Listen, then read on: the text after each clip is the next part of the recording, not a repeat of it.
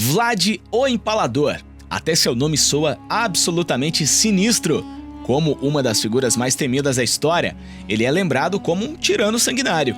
Seu amor por empalar as pessoas lhe rendeu um lugar sombrio na imaginação do público. Olá, viajantes da história! No vídeo de hoje, separamos 16 fatos sobre Vlad, o Empalador. Tá curioso para saber mais sobre ele? Então já deixa o seu super like e sem mais demora, vamos ao vídeo!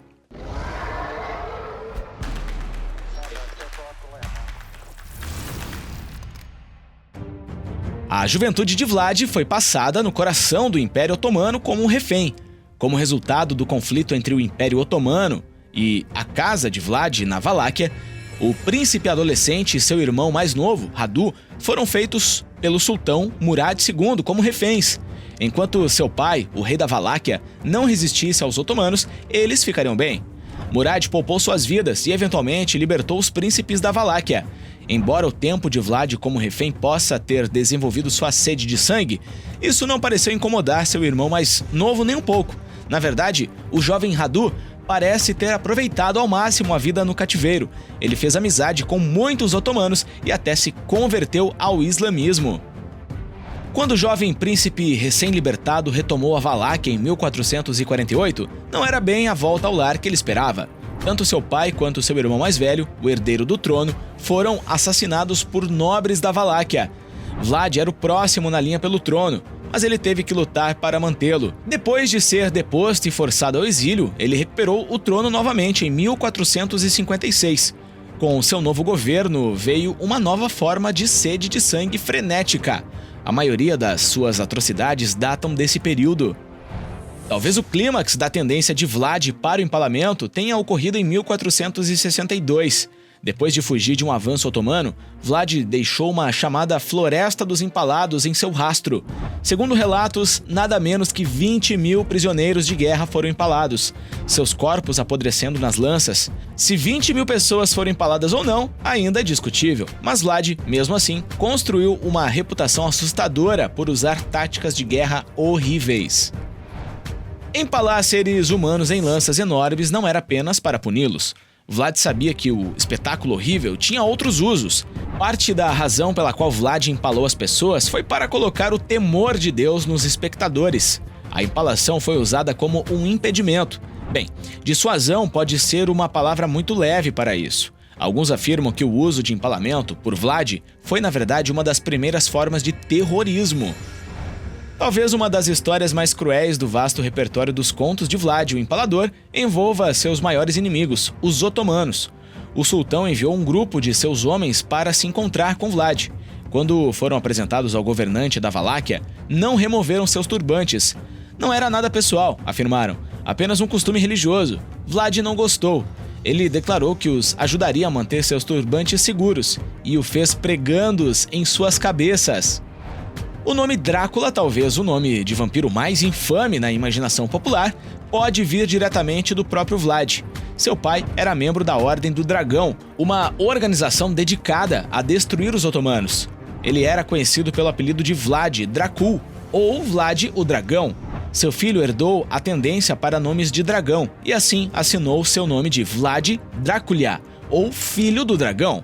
Se Bram Stoker realmente transformou Drácula em Drácula para seu famoso romance, continua sendo uma questão fortemente contestada.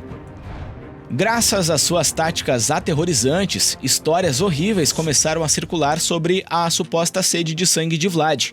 Empalar pessoas já era ruim o suficiente, mas essas histórias diziam que ele realmente tinha uma queda por sangue. Um texto, por exemplo, gostava de apontar todas as depravações de Vlad. Entre a lista das reclamações, ele lavava as mãos no sangue de suas vítimas. Vlad não era apenas antagônico aos otomanos. Partes da Transilvânia também ficaram vulneráveis à sua ira. Ele até alvejou civis. Ele não apenas empregou políticas de terra arrasada e envenenou poços de vilas, mas também empalou homens, mulheres e, de acordo com alguns, até crianças. Uma história chegou a afirmar que Vlad empalou bebês nos seios de suas mães. Entre o repertório diversificado de táticas de batalha de Vlad, estava uma técnica bastante nova para o período em que ele operou: guerra biológica.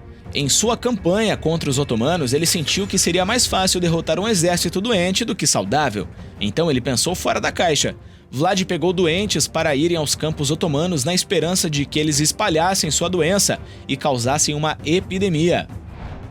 Vlad empregou táticas de guerrilha para conter o gigante exército otomano. Uma noite, em 1462, Vlad liderou seu exército em um ataque rápido e surpresa a um acampamento otomano, na esperança de assassinar o sultão. Os homens de Vlad precisavam entrar furtivamente no acampamento. Então, eles se vestiram com roupas otomanas. Embora o ataque tenha terminado em retirada para Vlad, causou caos suficiente para que os otomanos começassem a se matar, sem saber quem era o verdadeiro inimigo. Uma lenda afirma que Vlad eliminou alguns de seus primeiros inimigos de uma forma particularmente brutal e tortuosa. Os boiardos, nobres da Valáquia, que derrubaram seu pai, eram um grupo inquieto. Então Vlad pensou que a melhor maneira de lidar com eles era se livrar deles completamente. Vlad os convidou para um banquete, mas em vez de alimentá-los, os empalou, um ato de classe. Seria um erro presumir que as táticas brutais de Vlad se limitavam a empalar. Ele usou outro método de tortura que era tão perturbador quanto o empalamento. De acordo com uma história, ele realmente fervia seus inimigos vivos.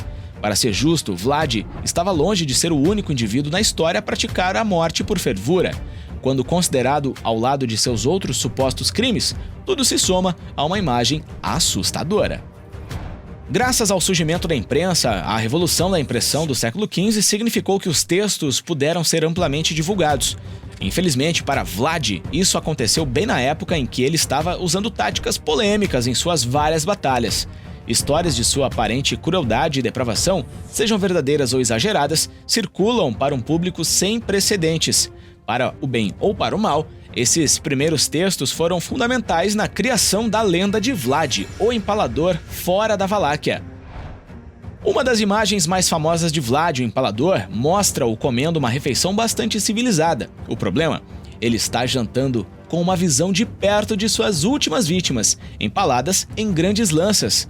Esse evento, embora assustador, foi provavelmente mais uma lenda do que fato. Considerando que Vlad estava engajado em uma guerra, é altamente improvável que ele tenha ficado na cena da empalação em massa simplesmente para jantar em grande estilo. Nos séculos que se seguiram à morte de Vlad no campo de batalha na década de 1470, seu legado foi principalmente reverenciado, não insultado. Para alguns, Vlad era o príncipe do povo que lutou para salvá-los dos otomanos. No final dos séculos XVIII e XIX, quando a Europa estava agitada com movimentos nacionalistas, Vlad foi realmente considerado um herói nacional na Romênia. Não foi até depois da popularização da mitologia vampírica e da suposta conexão entre o Conde Drácula e Vlad que ele se tornou um vilão na história. Dado que ele passou a maior parte de sua vida em batalha, talvez não seja surpreendente que Vlad morreu como ele viveu, lutando. Em 1476, ao tentar recuperar seu trono mais uma vez, Vlad foi morto em uma batalha. Mas os historiadores não sabem o que aconteceu com o corpo de Vlad. A tradição afirma que seu lugar de descanso final é o mosteiro Snagov, embora não haja evidências de que seu túmulo esteja lá. Relatórios mais recentes de que seu túmulo fora descoberto na Itália provaram ser infundados.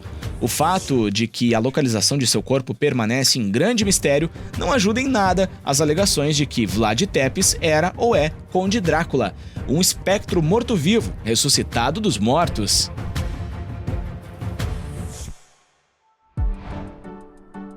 Depois do vídeo, eu tenho certeza que só de ouvir esse nome, Vlad, dava muito medo em seus inimigos e, sem dúvidas, contribuíram para a lenda do Empalador.